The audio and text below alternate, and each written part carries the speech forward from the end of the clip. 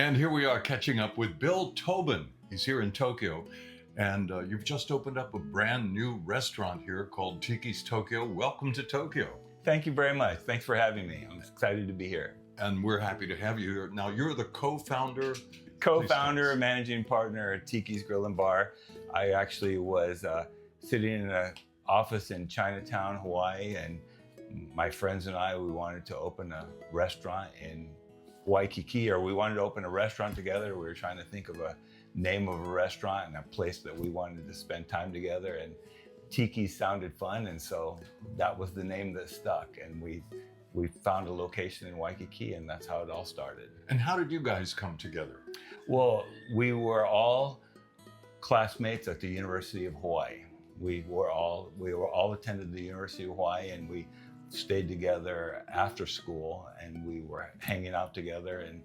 And I stayed in the restaurant industry and was working for Hard Rock Cafes. Oh. And then I worked for a local celebrity chef in Hawaii. And my friends knew that I wanted to open a restaurant, and they approached me because they wanted to open one too. And they said, hey, let's open a restaurant together. And you've been doing it now for 22 years in Waikiki. Tiki's with a beautiful view of the sunsets every night and live music too. Every night of the year. Now we have 3 acts every day for 22 years, except during COVID. Will you be bringing live entertainment here to Tiki's in Tokyo? Well, there is a stage outside of the location. We have a DJ mixer right on the bar here, and the plan is to have entertainment. We're trying to get it programmed regularly, but it's not specifically coming from inside the restaurant right now. But perhaps in the future. Perhaps in the future, and there will be music outside for sure. You've got a huge space here, very dog friendly from what I've seen and heard. There've been pups out there just, chattering away with each other. As we speak right now. As we speak, yes. And I think you have influencers here. A lot of young people who are dog influencers have shown up here. Yeah, it's actually exciting. It was an idea that was brought up from the very beginning when they decided to do the restaurant here in Tokyo. And I was kind of surprised by the idea, but it seems to have really taken off, and I'm excited about it. You've got a huge space here and several very interesting rooms for meetings and for gatherings. Plus you have booths here. You have what they call Viking style here in Japan.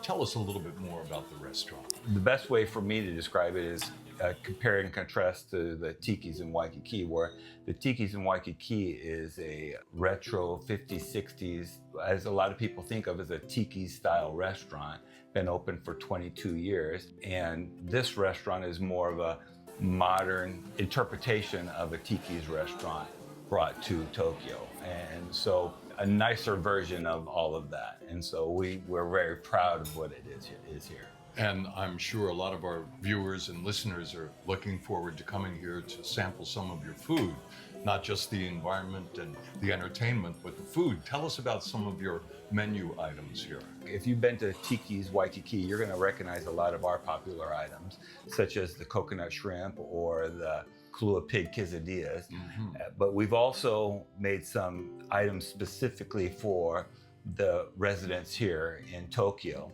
And we're going to take some of those popular items and we're going to put them on our menu in Waikiki, specifically for the people who, if we see something that's very popular here, we want to bring it to Waikiki so that when people become familiar with the Tokyo menu, they can come to Waikiki and see, something I recognize from the Tokyo menu. Now, you're more than just a co-owner of this restaurant. You are also a father, you're a husband, and you're a book author. I am. Yes. Tell us about your book.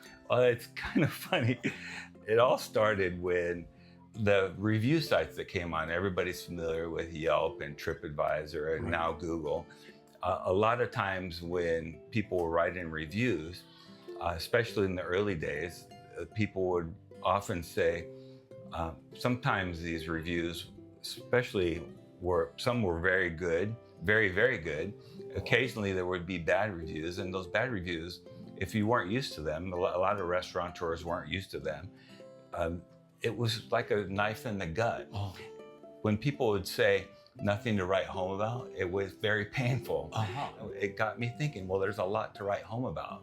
And so that became the title of my book, Food to Write Home About. And my mother had passed away, and I started writing letters to my mother. Oh. And that it became a memorial book to my mother, writing letters to my mother about food, about Hawaii. And I profiled chefs from Hawaii with letters to my mother, and reminiscing about food that I grew up with, how Hawaii food reminded me of my mother's food and food growing up with when I grew up with the food. What a tribute to your mother, and I'm sorry to hear that she's passed, but I'm sure she's watching in heaven, and she's glowing right now, like an angel. It was a easy way to reconcile the reviews, and a very fun way to honor my mother, and a great way to honor the chefs in Hawaii and the food that we do in Hawaii. And actually, I've enjoyed giving the book to so many of my friends and giving it to so many people. So are you planning another book now? Nothing right now. Many people have encouraged me to do that, but I really like that one, and it's going to be hard to beat that one.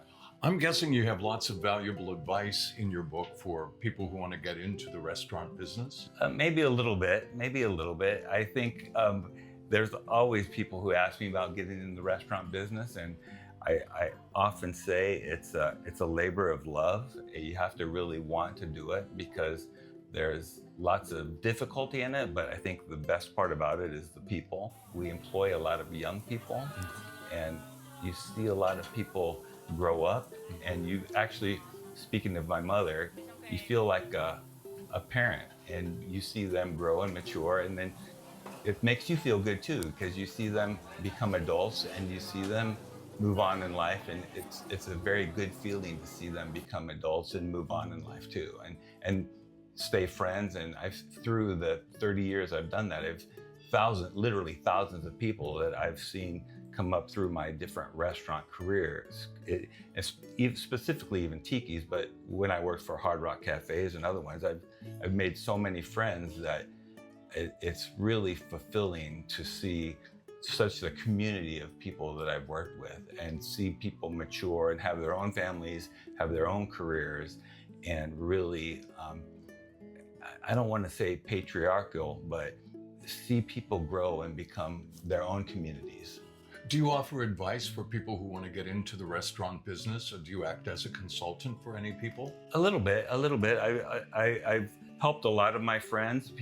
Some people who actually worked for me have gone on and started their own restaurant companies as well. And I've done it for other restaurant companies too, even restaurant corporations who have come to Hawaii. I've helped them on the side. They've hired me to do different things. But I really focus on my own stuff, and I don't make a career of consulting, but when people do hire me to do that occasionally.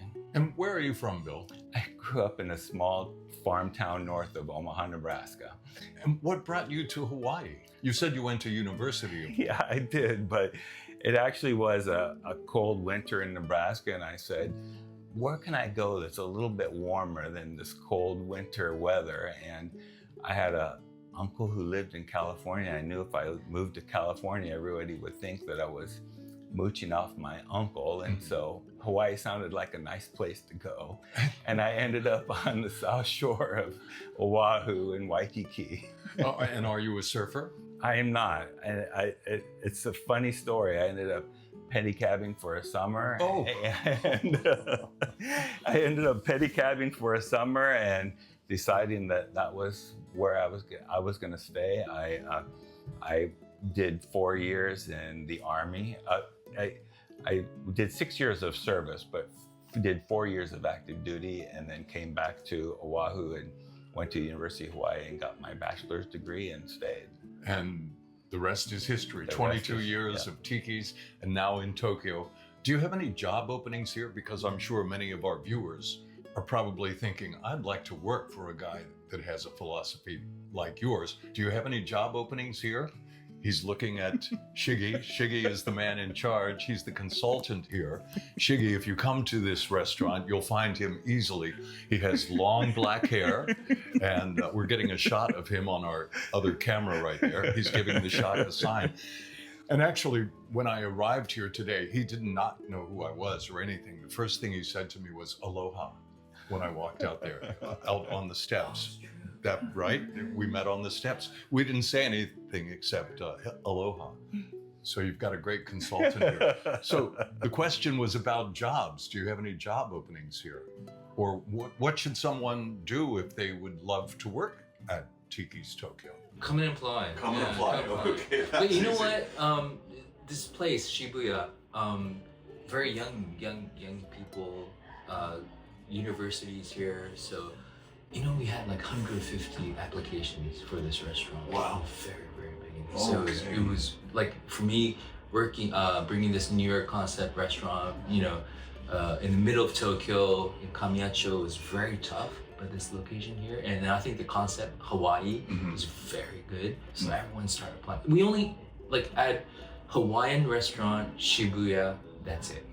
We didn't even put the name of the restaurant or anything. But 100 people, 150, about 150 people applied, and they're still applying too because you see the restaurant is very exciting.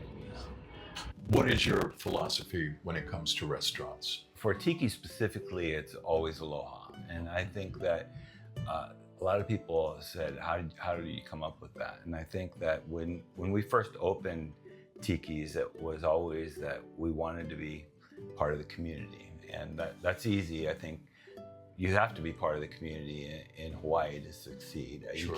You can't alienate yourself. But because I had worked as an hourly employee for coming up through the industry and having to work. I worked as a bartender when I was at the University of Hawaii. I have a kind of an employee perspective. So I feel like if it's a triangle, being part of the community is one corner of the triangle. Being an employee, taking care of your staff is the other part of the triangle. And of course, being in the hospitality industry, it's a given that you have to take care of your guests, and that's the third part of the triangle. And so it's always aloha in all three of those corners of the triangle. Every direction that you're looking at the triangle is always aloha. You have to give it all three of those directions. It sounds like an idea for a book. Your next book. Thank you. I'm hearing the idea right now. Thank you. Yeah, I can imagine that.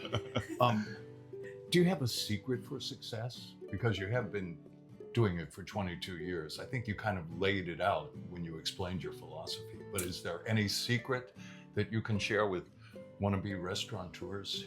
It's no secret at all. I'm certainly not the smartest person in the room, and I think that I listen to a lot of people and surround myself with smarter people and try and learn every day. And I think try and make good decisions and admit when I'm wrong and move on if I've made a mistake but make decisions and keep trying to make good decisions. You have a Tiki's Tokyo now. I'm sure our viewers in Osaka are wondering when you're going to open a Tiki's Osaka. Any plans for that? We'd love to open Tiki's Osaka, but we have to do one at a time. Sure, of course. One at a time. So right now we're focusing on Tiki's Tokyo. Okay, I got to ask this question. Do you have Kama-Aina discounts? You're not the first person to ask that. Really? Yes. Kama-Aina discounts, for those of you who don't know, it's all about getting a discount if you're from Hawaii, but that's starting to happen here in restaurants in Japan as well. I did not know that. It's just about to come about. If my staff from Hawaii said, well, if we go to Japan, do we get a discount? Yeah. And I said, I need to work on that. Let me discuss that with the managers before we work that out. Because as easy as it sounds, we don't want just anybody to walk in and say they work at Tiki's Waikiki without, it's not like we give people ID cards and say they work at Tiki's Waikiki, and in old days, you used to have a pay stub, but now Sure. people don't have pay stubs anymore, right? That's gone. Yeah, exactly. With the telephones, hello. Exactly.